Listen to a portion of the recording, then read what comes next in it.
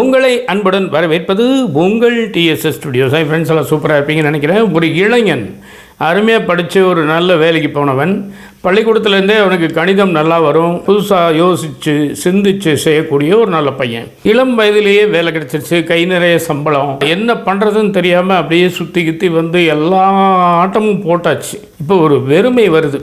நிறைய பணம் வந்துட்டாலே அடுத்து வர்றது வெறுமை தான் வரும்.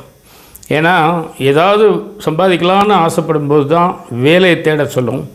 இனி சம்பாதிக்க ஒன்றுமே இல்லை, தலைக்கு மேலே பணம் இருக்குன்னும் போது என்ன பண்ணுறதுனே தெரியாது. அதான் அந்த வெறுமை.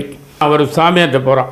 ஐயா, எனக்கு என்னமோ வாழ்க்கை வெறுத்து போன மாதிரி இருக்குது, உங்கள் கூட சிஷ்யனை சேர்ந்துக்கலாம்னு நினைக்கிறேன், என்னை ஏற்றுக்கோங்க அப்படிங்கிறான். அவர் அப்படியே பார்த்துட்டு ஒரு கேள்வி கேட்குறார்.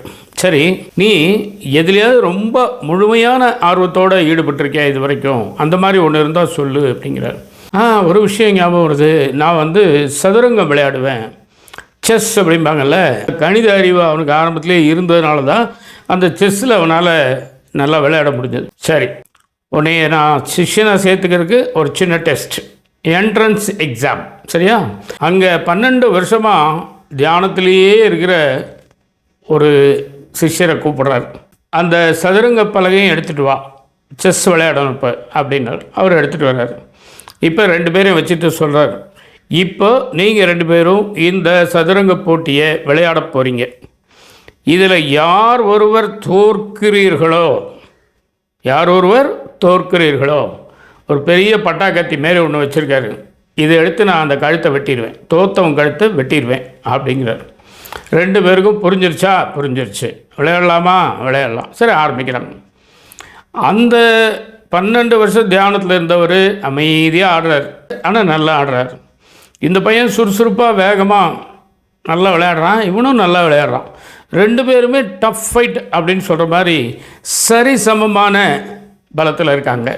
கொஞ்ச நேரம் ஆனவுடனே இந்த பையனுக்கு திடீர்னு ஒரு டவுட் வருது. ஏடா, 12 வருஷம் தியானத்தில் இருக்கவர், அவர் எவ்வளோ ஒரு பக்குவப்பட்டிருப்பார், எவ்வளோ ஒரு பெரிய மனுஷன், அவரை நம்ம தோக்கடிச்சோன்னு சொன்னால் அவருடைய உயிர் போயிடுமே, ஏன் நம்ம செத்து போனால் என்ன, நம்ம வாழ்க்கை வெறுத்து போய் தானே இங்கே வந்தோம் அப்படின்னு ஒரு மின்னல் வேகத்தில் ஒரு தாட் வருது, ஒரு சிந்தனை வருது, ஒரு நினப்பு வருது. உடனே என்ன பண்ணுறான், வேணும்னே காயெல்லாம் தப்பாக நகர்த்துறான்.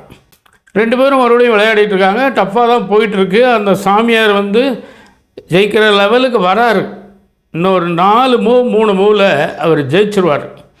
அந்த நேரத்தில் இந்த நடுவராக இருக்க சாமியார் இருக்கார் இல்லையா, பெரிய சாமியார், டப்புன்னு அந்த பலகையை தட்டி விட்டுறார். சதுரங்க பலகை உருண்டை ஓடிடுது, எல்லா இடம் மாறி போச்சு. அப்போ தான் அவர் சொல்கிறாரு, நீங்கள் 2 பேருமே ஜெயிச்சிட்டிங்க. எப்படின்னா, நீ வேணும்னே தோக்கலான்னு சொல்லிவிட்டு தப்பாக விளையாண்ட பற்றியா, அதெல்லாம் நான் பார்த்துட்டு தான் இருந்தேன்.